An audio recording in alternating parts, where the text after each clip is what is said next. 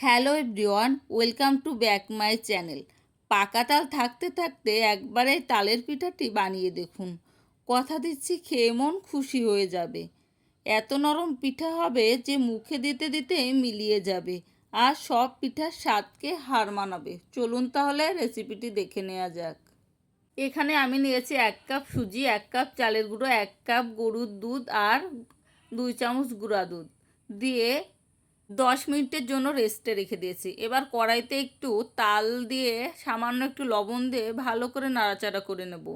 এবার দিয়ে দেব রেস্টে রাখা পিঠার মিশ্রণটি। খুব ভালো করে নাড়াচাড়া করে আমি মিশিয়ে নেব। এই সময় চুলার জালটা একদম লোতে রাখতে হবে। খুব ভালো করে মেশাতে মেশাতে এক পর্যায়ে পিঠা মিশ্রণটা কড়াই থেকে সেরে আসবে। এই দেখুন কি সুন্দর কড়াই থেকে উঠে যাচ্ছে। এই পর্যায়ে চুলার জালটা অফ করে আমি ঠান্ডা করে নেব। এবার একটা প্লেটে নিয়ে খুব ভালো করে মেখে নিতে হবে যাতে পিঠার ডোটা খুব নরম হয়। এবার অল্প একটু একটু করে হাতে নেব আর গোল গোল পাকিয়ে প্রথমে বল আকৃতি করে 2 সাইডে চাপ দিয়ে সরু করে নেব। এইভাবে আমি সবগুলো পিঠা বানিয়ে নিয়েছি। দেখুন বানানো কত সহজ।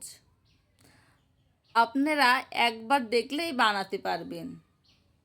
এই তো আমার সবগুলো পিঠা তৈরি করা হয়েছে। এবার আমি কড়াইতে তেলটা হালকা গরম হবে তখন পিঠাগুলো সব ছেড়ে উল্টে পাল্টে মিডিয়াম আঁচে খুব সুন্দর করে ভেজে নেব। এই দেখুন কত সুন্দর একটা কালার চলে এসেছে। আমার সবগুলো পিঠা ভাজা হয়ে গেছে। এবার আমি 1 কাপ চিনি দেব, তার ভিতরে 1/2 কাপ জল দিয়ে ভালো করে জাল করে নেব। চিনির এই শিরাটা পাতলা রাখতে হবে, তাহলে পিঠার ভিতরে রস খুব তাড়াতাড়ি ঢুকে যাবে। এবার ভাজা গরম পিঠাগুলো এবার চিনির রসে ডুবিয়ে দেব। ভাজা পিঠাগুলো আপনারা সাথে সাথে চিনির রসে ডুবিয়ে দেবেন। এতে করে পিঠার ভিতরে খুব তাড়াতাড়ি রস ঢুকে যাবে এবং মুখে দেওয়ার সাথে সাথেই মিলে যাবে। টেস্টটাও হবে দুর্দান্ত।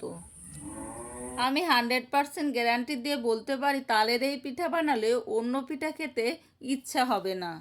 একই রকম পিঠা না খেয়ে এভাবে পিঠা বানিয়ে দেখুন, বাড়ির সবাই খেয়ে ভীষণ প্রশংসা করবে। খেতেও ভীষণ ভালো লাগে, বেশ কিছুদিন রেখেও খাওয়া যায়। ভিডিওটা ভালো লাগলে লাইক, কমেন্ট অ্যান্ড শেয়ার করবেন।